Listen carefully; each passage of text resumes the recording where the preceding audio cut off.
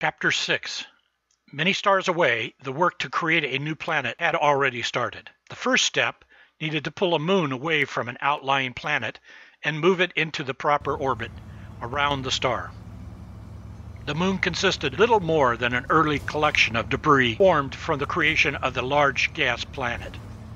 The moon had no atmosphere and as such provided a perfect starting point, as it had a large constituent of iron.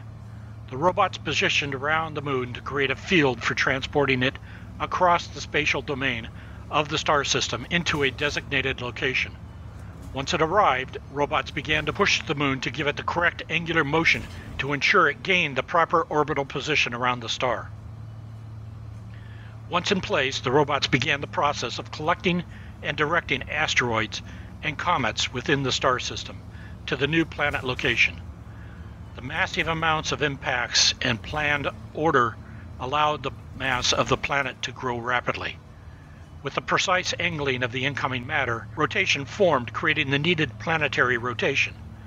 The impacts allowed for creation of a massive magnetic field through the impact energy effect on the iron core. The magnetic field combined with heating being focused through the created density field lenses to collect the star's energy to heat the interior core of the newly forming planet.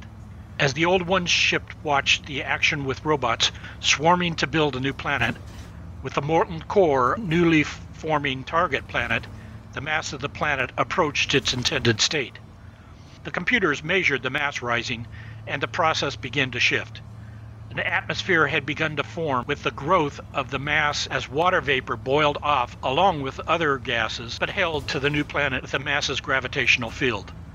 The water vapor had key combinations of carbon dioxide and nitrogen.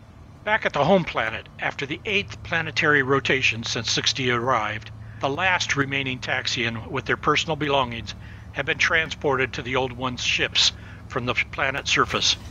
The work had been going on non-stop since it started. The robots continued the process of gathering DNA and identifying for transporting large chunks of the planet's environment to the special environmental transport ships. Many of the transport ships carrying the population had departed the system once filled. Sxty's ship, as central coordinator, maintained a station overseeing the remaining data collection and environmental transport decisions. The computers continued to monitor the star's now continuing transition when subspace messages from robots positioned near the star indicated the rapid expansion had begun.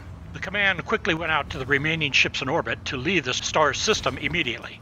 Ships began to jump out of the star system, leaving thousands of robots on the planet's surface, sacrificed in favor of the precious cargo. Sxty's command ship became the last to make the jump as the multi-dimensional effects of the star's explosion began to impact the space around the planet ahead of the actual arrival of matter from the star. The timing of the jump happened closer than normally desired, but allowed the last ship to escape just before the destruction of the planet began. The ships jumped to a location over twice the radius of the planetary system to avoid the multi-dimensional effects of the star's transition. The Taxians across the transport fleet looked on the ship's monitors, observing the visual information being broadcast by the remaining robots, showing the massive destruction to their planet. The atmosphere ripped away as the radiation flooded the planet's surface, boiling and charring the surface planet as in a rapid process of destruction. Over the following time period, massive chunks of the expanding star crashed into the planet, converting the surface to a molten heated environment deadly to any living life form. The planet's ring system had been ripped away and large parts of the planet hurled into space as sections of the dying star slammed into the planet.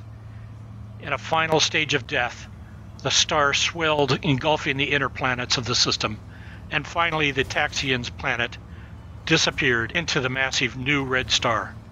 It was over. The planet no longer existed. The old one's ships began a slow, sublight speed transit toward the Taxien's new home. Life could now settle down on board the massive fleet of ships. Sxty finally found some relaxation time, now with the fleet in transit and the planetary engineering team well underway in their execution.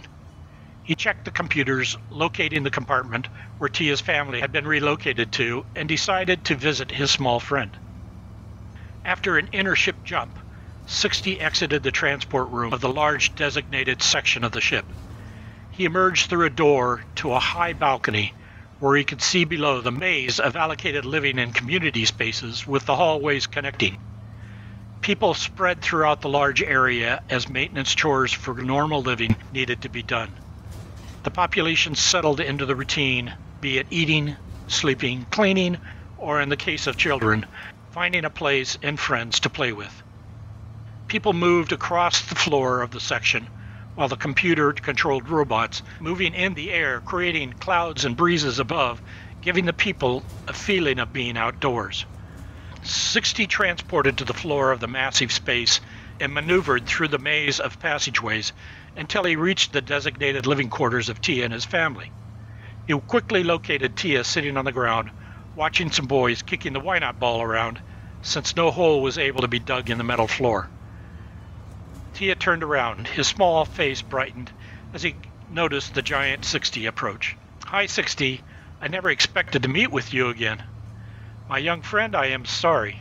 I've been busy making sure you, your family, and other families stay safe. In addition, I had to make sure your new home would be ready for your arrival. How long will we need to be on board the ship, Sxty?" "Much needs to be done. The new home planet is under construction, and all of you need to be made ready to begin to interact with others from around the galaxy. I'm sorry, but it will take some time."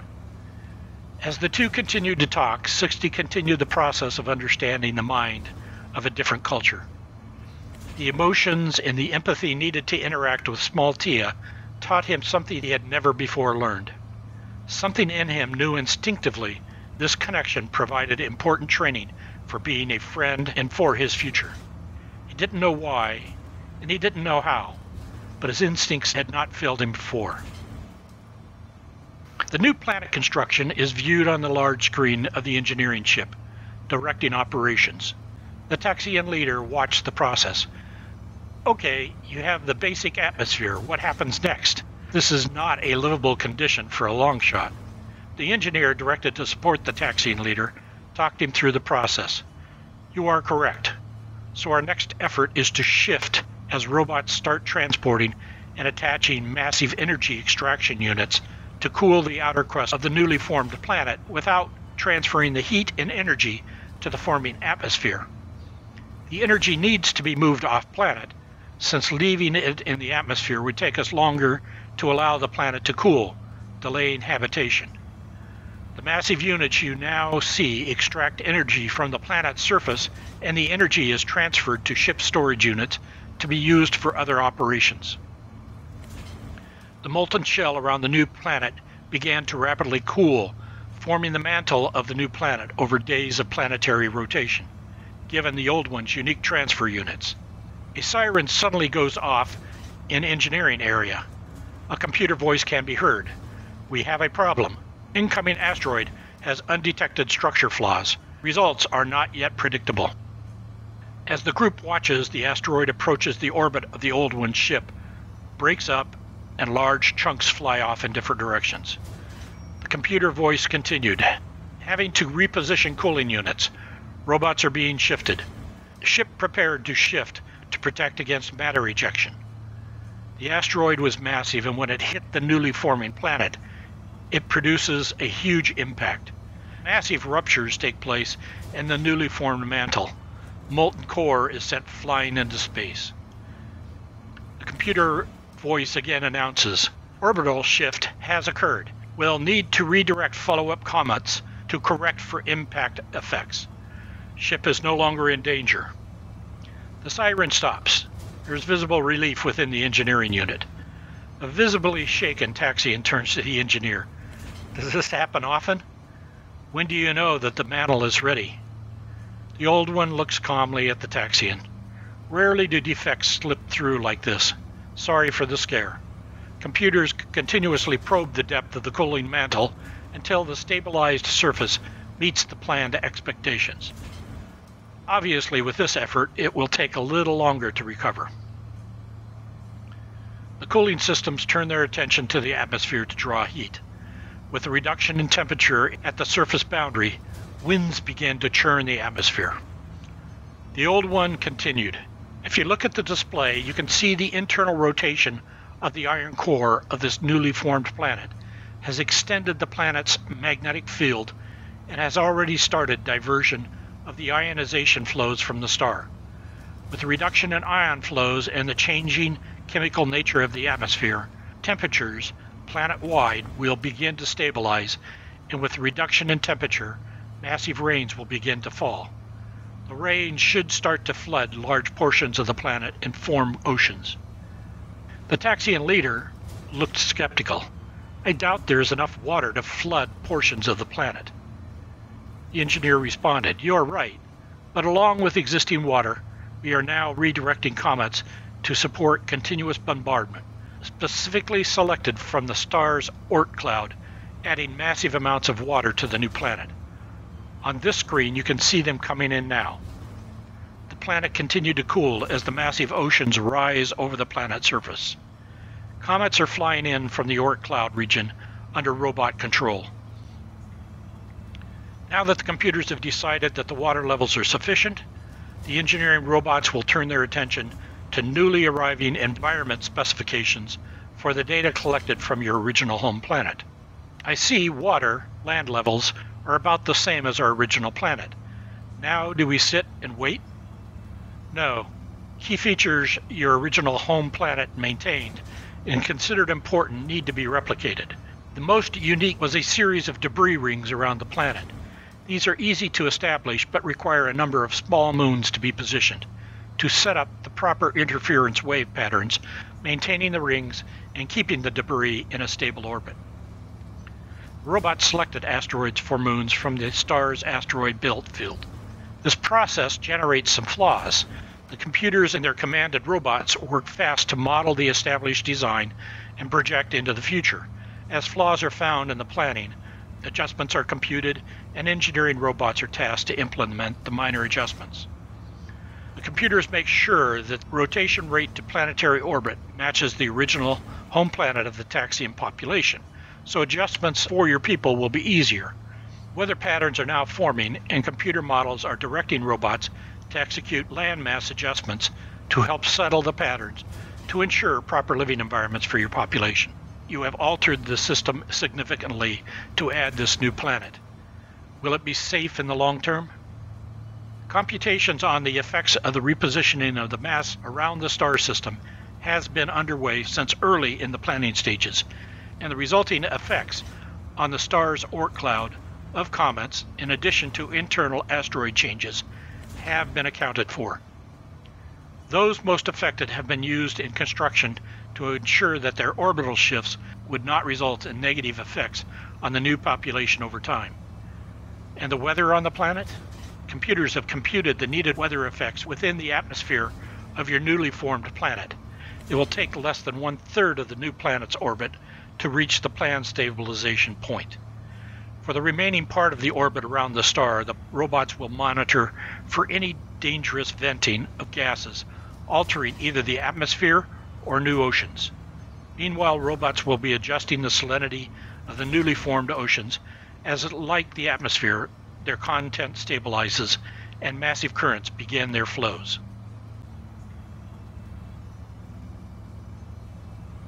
Chapter 7. The transport ships continued their slow transit to the new star while robots were visiting each compartment, ensuring every Taxien was given special DNA adjustments. The adjustment occurred as a specially created patch, allowing a specifically designed enzyme to penetrate the skin and reach the internal organs. Once there, as new cells were created, DNA and key sequences began being altered, allowing the body to develop a major defense against external organisms and viruses. This alteration would take over 30 sleep cycles to be fully implemented. 30 sleep cycles later, the robots have reappeared to examine each person to ensure the alterations have been successful. Those where the alterations had not completely taken hold were transported to a special examination room to understand the failure. Adjustments would then be made to account for their specific unique DNA. and after the second round, 100% of the population now were prepared and ready for interaction with others around the galaxy. After a single complete orbit around the star completed, the new planet went through an engineering evaluation. The results considered computer models against future multi-body studies on the star's planetary system and Oort clouds. Unlike most races the old ones worked with, the decision had been made not to integrate the complete race into the galactic communications network, but rather to start by taking in only a few who desired to be their representatives. In discussions with the older and generally acclaimed leaders of their race, the decision had been made to connect two from the Leadership Council and train them in the communications of the galactic race. The two leaders were chosen by the people, and the old ones provided them with a communication link that consisted of a simple attachment of what looked like a patch of skin. The device was designed as a small dot that was placed on the Taxiens' heads. It provided the capability to read and communicate thoughts through their minds and those of the galactic community. At first, Sxty's companions worked with the new members to slowly ease them into the flood of potential information so as to not overwhelm their minds. But slowly, over time, they adapted and were able to share and mix with the galactic community. When the end of the first cycle approached, one of the attached leaders joined the teleswap transport of the planet engineers to see the work that the old ones were doing to prepare the Taxiens' new life. The planet originally built from the system material looked different. The basic environment needed to sustain life and provide them with the food and water and shelter had to be engineered and made ready. To assist in making the transition easier, a new moon and set of rings have been added to the planet with protection capability to ensure debris from the rings would not affect the planet. After the Taxien leader declared it suitable, the transporting of the Taxien race and other life forms from the planet arrived at the new planet. This ended Sxty's direct management of the population ship, his first management project. The computers analyzed each section and its needed environment. The contents were transported to the new planet and planted. Each new section installed on the planet's surface included force fields built around the new area to ensure for the moment nothing could migrate. Robots began to constantly monitor the newly installed sections, looking for any change in life which could project a problem. The planting operations took most of the 14 planet rotations, but finally the last section had been planted. With any noted changes in life, be it unexpected death of a plant or faster than expected growth, the computers analyzed all environmental factors which might be contributing and decided if a problem existed. The process continued for another planetary orbit around the planet's star. Given the DNA of species deemed lost from the original planet, the computers began the process of growing new life from the collected DNA sequences. Plants were grown based upon foundation seeds with modified DNA. Viruses, through small animal life forms, required more complex formation processes based upon a key designed fluid-based container. Larger life forms had been captured with the sections transported and did not require DNA growth. Once the grown species reached a predetermined level, the new life would be transported to the planet's surface. The new life would be released on the planet to the environment deemed best suited to their life growth. Suddenly, life grew both from the transport and that grown from the identified DNA. The life grew and spread within the confined spaces of the new planet as the planet's orbit continued. This process of growth and spreading would continue over many planets' orbits, well after the population had been reestablished, constantly monitored by the old ones. At the end of the second planetary orbit, the force fields were removed and all life became free to travel at will across the planet's surface. Large and small winged creatures and those from the water domains began to spread out across the planet. Robots continued to monitor to ensure maximum safety as possible across the planet. There were large sections of the planet's dry surface still not covered by the transplant sections. These would evolve over time, but until such time were being tended by robots. The robots worked to grind the surface and intermix it with nutrients to eventually create growing plots of fertile area for the population. After the end of the third planetary orbit, finally the planet had been prepared for the Taxien population. Robots had planted crops for the new population, and the crops would soon be ready for harvest. The transition from ships to planet began as first structures needed to be built to house the new population. It was an exciting time as the designs that the Taxiens had created during their transit were provided to the robots, and cities with new homes began to appear in designated locations on the new planet surface. The final gradual move allowed the Taxiens time to become accustomed to the new planet.